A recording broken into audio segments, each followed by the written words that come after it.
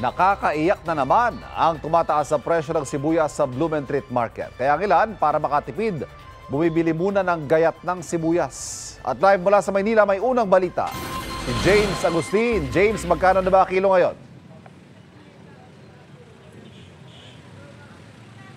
Ivan, sa pulang sibuyas ay nasa 180 pesos per kilo na yan. Nananatiling mataas nga ang presyo niyan dito sa Blumentritt Market sa Maynila. 20 pesos po ang itinaas niyan kumpara noong nakaraang linggo.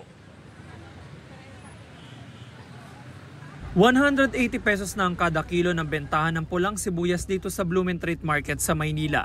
Mas mataas kumpara sa 160 pesos noong nakaraang linggo. Sabi ng mga nagtitinda, magdadalawang buwan na raw mataas ang presyo nito. Medyo tumaas ang kuha namin sa supplier pero may darating daw ng mga imported na sibuyas. Medyo bababa na yan. Dahil mataas ang presyo, dumidiskarte ang mga mamimili para makatipid. Si Ramon na may karinderya sa Sampaloc, kalahating kilo na lang ang binibili. Hindi naman natin mapipigil yung pagtaas kahit saan naman pumunta kami, pare-pareho din ang presyo rin. Kasi sibuyas, kung ilan lang maluluto namin sa mga katulad sa mga leeg, sa mga baboy, kung apat ginagamit namin, minsan dalawa na lang, tatlo, gano'n. Kaya nagtitipid na rin kami. Mas mura naman ang presyo ng pulang sibuyas na wala ng balat at yung gayat na, 140 pesos per kilo. Kaya patok ito sa ilang mamimili.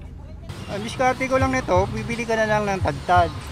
Dahil kasi yung tadtad, mas makakamura ka, pwede ka makabili ng 5, 10, 20. Depende sa dami ang lulutuin mo. Mahal talaga.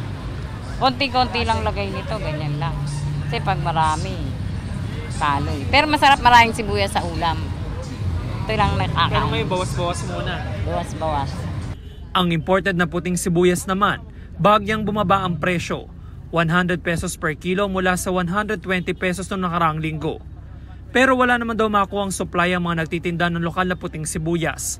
Nauna nang sinabi ng Department of Agriculture na mag-aangkat ang ating bansa ng 17,000 metric tons ng pulang sibuyas para matiyak na sapat ang supply nito ngayong holiday season. Magandang balita naman yun kasi bababa na yung magiging bentahan namin ng lokal na sibuyas. Sobrang taas na nakaraang taon. Maabot ng 700 yung nakaraang taon.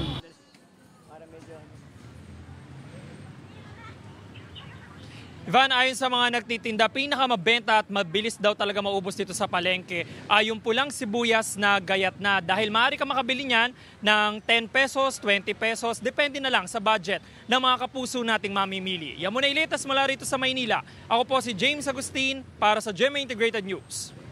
Mga kapuso, para laging una sa mga balita, bisitahin at mag-subscribe sa GMA Integrated News sa YouTube. Sa mga kapuso abroad, samahan niyo kami sa GMA Pinoy TV at sa www.gmanews.tv.